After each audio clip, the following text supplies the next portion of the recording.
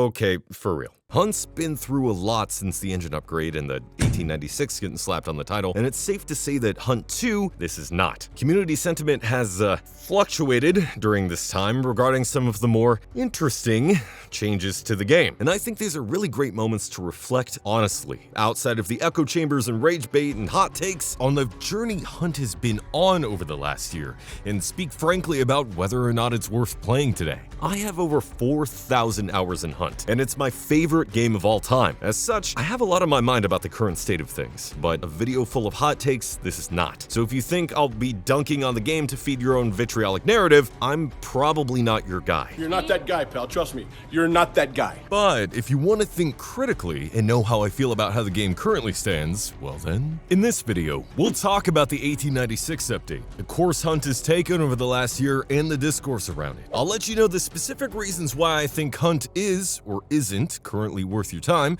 though I might have spoiled that somewhat. And finally, we'll speculate about what could be coming in the future for Hunt. Timestamps below, which leads us to Hunt's journey and direction since 1896. It's been about a year, August 15th, 2024 to be precise, since Hunt gained the 1896 edition on its title. Since then, we've had the Scorched Earth, Harvest of Ghost, Post Malone's Murder Circus, one of these things is not like the others, and Garden of the Witch events before Judgment of the Fool. Imagine going back a year and suggesting a Post Malone event as a possibility, but we'll get to that. There's actually been a decent amount of content added in that time, if you look over the game from a bird's eye view. A fresh graphical coat of paint, a new map, wild target, new game mode, new weapons and equipment and mechanics. So why did things feel so much less like Hunt since the 1896 update? This is a purely subjective take here, but let me cook. Until fairly recently, basically for this entire year, to me, Hunt had felt more and more like it was missing core aspects of its identity and mechanics established before 1896, and outside of my own subjectivity, it literally was. With the new engine update came a plethora of changes and reworks to existing systems, some needing to be built again from the ground up, like the maps, for instance, but also when it came to the back-end and live game servers, sound, graphical performance, and the UI.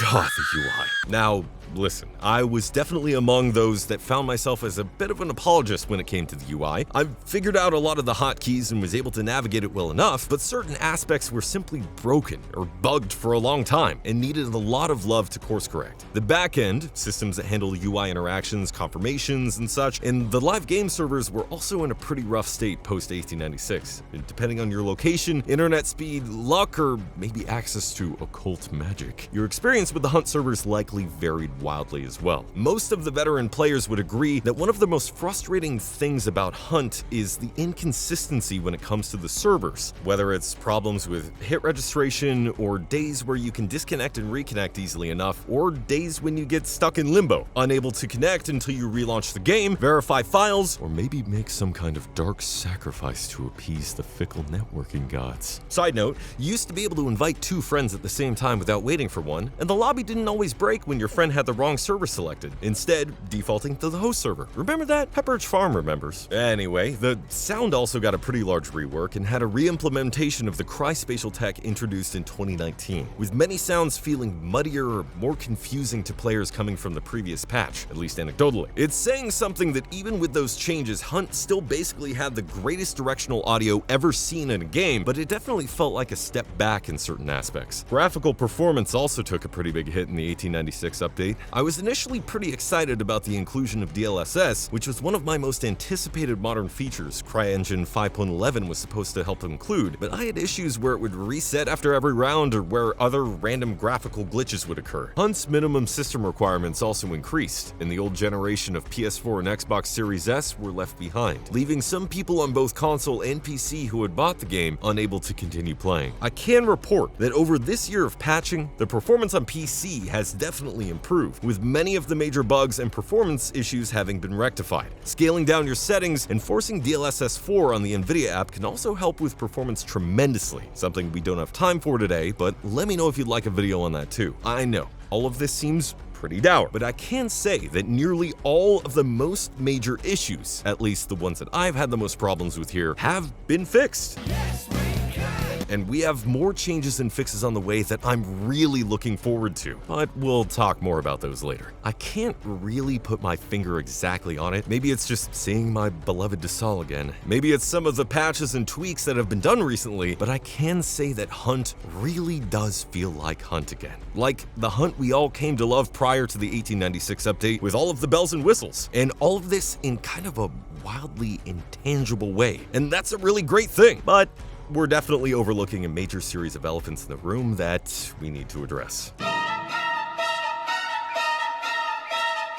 Imagine it's late October 2024 again. Hunt has just had a major update 2 months prior that has landed, a little shakily. Crytek's even acknowledged that the update has been, well, quote, a little short of the mark, and, well, most players are looking forward to seeing what changes can be made in the short term to show a good faith effort in fixing the issues players are having, particularly with the UI. Content is still missing, and Stillwater only just got added back after a month of just Mammon's Gulch as the only playable map. Now keep all this in mind when this happened. Shit. Yes? What do you want? To talk. Well, dial someone else, okay?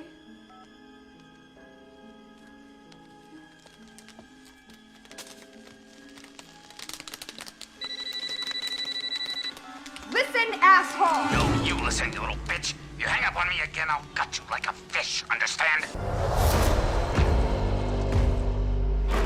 It's safe to say that the reaction to Ghostface being included in Hunt was fairly divisive. One of the primary reasons Hunt appealed so much to me and many players was its commitment to the era it was representing, and an authentic and distinct artistic atmosphere unlike anything that could be found in other games. There was a wide variety of legendary hunters, some of which were exceedingly creative and original, others which definitely took inspiration from certain Western adjacent properties, and some of which were Kane. The thing to remember though is that up to this point, there weren't any crossovers or paid brand deals or anything along those lines. And now, suddenly, there was. My own knee-jerk reaction was pretty inflammatory, I admit. But the take stemmed from a love of the IP, and a fear that this could lead us down the path of a dilution or cheapening of part of what makes Hunt so great. This, on top of the fact that it was clear that Hunt still had a long way to go with the patches and fixes after the update, Ghostface really just felt like a blow to the morale. This, of course, would pale in comparison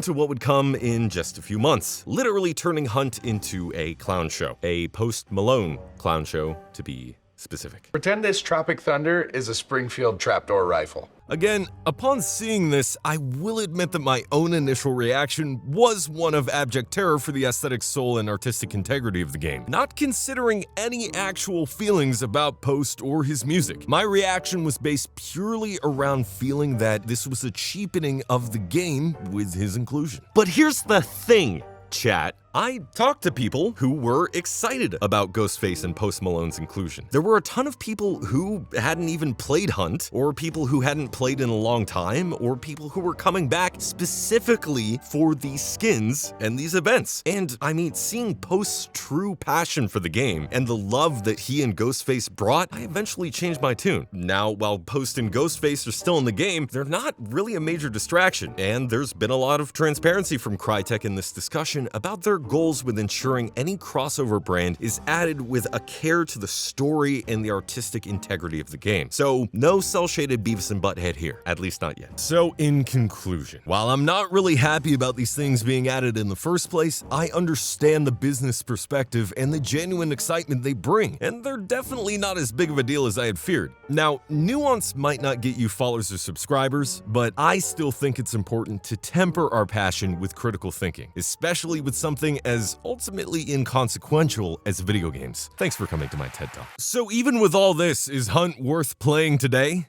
Yes, and for 3 major reasons. Content, fixes, and game feel. Since the 1896 patch dropped us down to just Mammon's as the only available map, Crytek has been steadily adding the maps back. All told, it's been about 10 months since all 3 original maps were available. And now that they're all back, it's definitely easier to see favorites and least favorites. Still, while there's compounds I definitely don't like in each, pitching crematorium could do to get bogged out, each map brings something different to the table, and the game definitely feels much better with all the options present. There's been a pretty significant sound refactor, one that makes the soundscape much more readable. Important sounds like footsteps and gunshots are much more front and center, and it's much easier to tell if somebody's above or below you based on how tinny or how bassy their footsteps sound. There'd been some steps to implement this previous, but the way it's been done in this current patch is actually really great now. And I found myself clocking player positions in a way I could only guess at previously. I'd also like to happily confirm that proximity VoIP is now fully functioning again, if you have your bindings and devices set correctly, which has been a hugely missing part of Hunt with it being broken some months ago. Hunt is a truly singular game, a wonderful crossing between the casual and the hardcore, between the humorous and bombastic nature of something more casual like Overwatch and the serious and terrifying adrenaline-pumping moments of something like Tarkov. There's certainly been a rocky road that the game has taken over this last year, but if you needed a sign to give the game a shot for the first time, or if you've stepped away for a while, this is it. This is the sign. Even through all of the turmoil during this last year, I've still had a ridiculous amount of fun in Hunt, be it playing Community Soul Survivor every Monday night at 6 p.m. Pacific, bounty hunting with other incredible streamers, or organizing full-on tournaments. Hunt is just one of those games that even when you're getting absolutely bodied, it still somehow manages to be an incredibly fun time. Well, maybe a bit less if you're getting bodied super hard, but still. Red Skull me? Good and cool! So what does the future hold for Hunt Showdown? While we still have broken things to fix, now that we have content parity with the pre-1896 version of the game, and most of the major system overhauls are complete, the most optimistic perspective would have us believe it's all new content from here. Maps, bosses, weapons, mechanics, the whole 9 yards. And this, I think, is the most exciting thing about the great place Hunt is in. As of writing, the Web of the Empress event is seeking to add at least some of that in the form of new monsters, scarce weapons that you can only find in mission, and powerful tarot card mechanics. There's a vast number of patch bugs and exploits, and a full-on rework to some of the UI, including the lobby. I'll include a link to the full patch notes so you can take a look for yourself, but let me know if a breakdown of that would be something you'd like to see from the channel. It really feels like Hunt, in whatever form it ends up taking, has a bright future, even after all this time. Truly, nothing can stand in the way of